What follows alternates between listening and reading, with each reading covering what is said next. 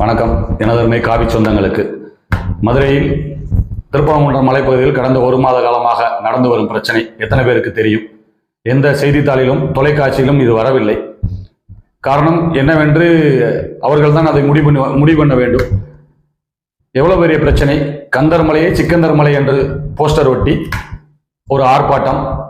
அந்த ஆர்ப்பாட்டத்தை காவல்துறையினர் தடுத்த காரணத்தினால் காவல்துறையினரும் மாற்று மார்க்கத்தினரும் தரக்குறைவான வார்த்தைகளை விமர்சிக்கிறார்கள். என்ன காரணம்? இந்த உறவுகள்லாம் வேண்டாம் என்று அவர்கள் நினைக்கிறார்களா? சரி, அது கந்தர் மலையா சிக்கந்தர் மலையா என்பதை யார் தீர்மானிக்க வேண்டும்?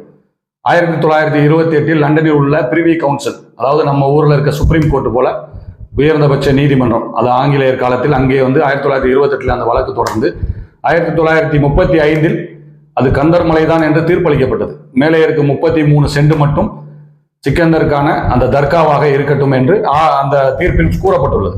அன்றிலிருந்து இன்று வரை அவர்கள் பிரார்த்தனை செய்து கொண்டுதான் இருக்கிறார்கள். நம்ம வழியில் பிரார்த்தனை செய்து கொண்டுதான் இருக்கிறோம். யாரையும் அவங்கள நம்ம தடை செய்யலை. அவங்க நம்மளை பிரச்சனை பண்ணான்னு நினைச்சாலும் நம்ம அதை பற்றி கவலைப்படுறதில்லை. ஏன்னா நம்ம அவங்களை சகோதரன் நினைக்கிறோம். ஆனால் இந்த நிலையில் கந்தர் மலை சிக்கந்தர் மலை என்று சொல்ல வேண்டிய அவசியம் எதற்காக வந்தது? தமிழக மக்களை நன்றாக சிந்தியுங்கள். என்ன காரணம்? முருகனின் அறுபடை வீடில் முதல் படை வீடு திருப்பரங்குன்றம். லட்சக்கணக்கான பேர் பௌர்ணமி கிரிவலம் போறோம் நம்ம. ஆனா நம்ம என்னைக்காவது ஒரு 50 பேர் 100 பேர் சேர்ந்து அவங்க என்ன பண்றாங்க வைக்கிறாங்க நம்ம என்னைக்காவது யோசிச்சிருக்கோமா? யோசிக்கிறது கிடையாது. ஏன்னா நம்ம ஏற்றுக்கொண்ட சித்தாந்தம் அப்படி. ஆனா அவர்கள் என்ன பண்ணாங்க? அந்த பாதை மேல போற காசி விஸ்வநாதர் கோயிலுக்கு போற பாதை ஒரே பாதையா இருந்தது. 96 இருந்து அந்த ஒரு தேரோட்டத்தப்ப பிரச்சனை வந்தப்ப அந்த பாதையை அவங்களுக்கு தனியாக கொடுத்து விட்டு நமக்கு பின்னாடி காசி விஸ்வநாதருக்கு தனியாக நாங்கள் படிக்கட்டு போட்டு கொடுத்துறோம்னு சொல்லி திராவிட மாடல் அரசு செய்தது. நம்ம என்ன நினைச்சிட்டோம்? நமக்கு படிக்கட்டு தனியாக போட்டு கொடுத்துருக்காங்க, நல்லா படிக்கட்டு போட்டு கொடுத்துருக்காங்க, நம்ம தனியாக போய்க்கலாம்னு நினைக்கிறோம். ஆனால் அங்கே அவங்களுக்கான ஒரு தனி உலகத்தை இந்த திராவிட அரசு ஓட்டுக்காக அவர்களுக்கு செய்து கொடுத்தது. நம்மள அதை பற்றி கவலைப்படலை. சரி, சந்தோஷமா பிரார்த்தனை பண்ணட்டும், நல்லபடியாக இருக்கட்டும். இப்போ திடீர்னு மேலே நாங்கள் ஆடு வெட்ட போகிறோம், அதை வெட்ட போகிறோம் அப்படின்னு ஆர்ப்பாட்டம் பண்ண வேண்டிய அவசியம் என்ன இருக்கு? சிக்கந்தர் மலை என்று போஸ்டர் ஓட்ட வேண்டிய அவசியம் என்ன இருக்கிறது? அப்போ நீங்கள் ஒரு வினை ஆற்றி விடுகிறீர்கள். இது சிக்கந்தர் மலை என்று வினை ஆற்றி விடுகிறீர்கள். ஆனால் நாங்கள் அதுக்கு எதிர்வினை ஆற்றினா நீங்கள் என்ன சொல்றீங்க? அவங்க மதவாதி, அவங்க இந்துத்துவா. எங்கேயுமே பெரும்பான்மை சமூகத்தினர் பாதிக்கப்படுவதில்லை. ஆனால் தமிழகத்தில் மட்டும் பெரும்பான்மை சமூகத்திற்கு இந்த ஓட்டு வாங்கி அரசியல் பண்ணும் இந்த கட்சிகள் துரோகம் இழைக்கின்றன.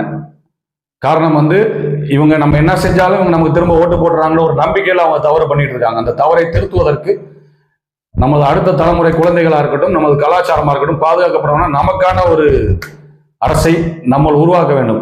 எத்தனை கோயில் எத்தனை பேர் இடிக்கிறத நம்ம வீடியோவில் பார்க்குறோம், வருத்தப்படுறோம், 2 நாள் பேசிட்டு மறந்துடுறோம். இந்த கடந்த சில வருடங்களாக நீங்கள் பார்த்தீங்கன்னு வச்சுங்களேன், எங்கேயாவது ஒரு பள்ளிவாசல் இடிக்கப்பட்டிருக்கா, எங்கேயாவது ஒரு தேவாலயம் இடிக்கப்பட்டிருக்கா, ஆனால் எத்தனை இந்து கோயில் இடிக்கப்பட்டிருக்கு. என்ன செஞ்சாலும் இவங்க ஓட்டு போட்டுருவாங்க. இப்படி ஒரு சிந்தனையோடு அவங்க இருக்காங்க. அதனால தயவுசெய்து தமிழக மக்களே, நீங்கள் எல்லாம் நமக்கான ஒரு அரசை நம்மெல்லாம் ஒன்றுபட்டு அதை உருவாக்கினா மட்டும்தான் நம்மளோட பாரம்பரியத்தையும் நம்மளோட கலாச்சாரத்தையும் நம்மளோட நம்பிக்கையும் காப்பாற்ற முடியும். உதாரணத்துக்கு இப்போ அங்கே திருப்பரங்குன்றம் மலை தொல்லியல் துறை கட்டுப்பாட்டில் இருக்கு. தொல்லியல் துறை கட்டுப்பாட்டில் இருக்கும்போது நம்ம திருப்பரங்குன்ற கோயில் இருக்கு இல்லையா, குடவரை கோயில், அந்த கோயில் இந்து அறநிலைத்துறை கட்டுப்பாட்டில் இருக்கு. ஆனால் மேலே இருக்கு இந்த தர்கா ஒரு தனியார் ட்ரஸ்ட் மூலமாக நடத்தப்படுகிறது. அப்படி இருந்தாலும் முஸ்லீம் தர்காவா இருந்தாலும் அது அவங்களோட அமைப்புல இல்லாம தனியார் ஒருத்தர் ட்ரஸ்ட்ல இருந்து ஒரு தனிப்பட்ட நபருக்காக இந்த போராட்டங்கள் செய்யறாங்க. அவங்க அதையும் அந்த அரசு ஏற்றுக்கொள்கிறது. காரணம் அவங்களோட ஓட்டு வங்கி.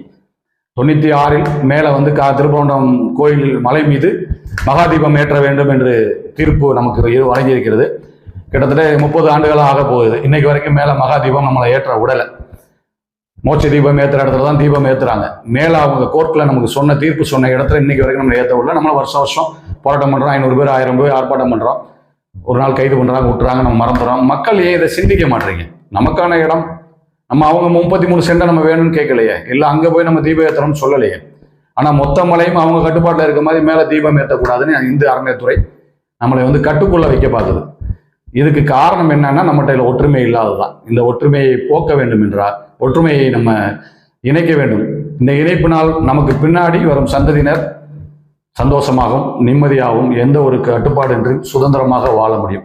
அதற்காக மண்ணையும் மக்களையும் நேசிக்கும் நமது பாரதிய ஜனதா கட்சியின் தலைவர்கள் வழியில் 2026 நமக்கான ஒரு அரசை தேர்ந்தெடுப்போம். நமது அடுத்த தலைமுறை குழந்தைகள் எந்தவித கட்டுப்பாடின்றி பயமின்றி நமது சித்தாந்தத்தை முன்னெடுத்து வாழ்வதற்கு வழி செய்வோம். நன்றி, வணக்கம்.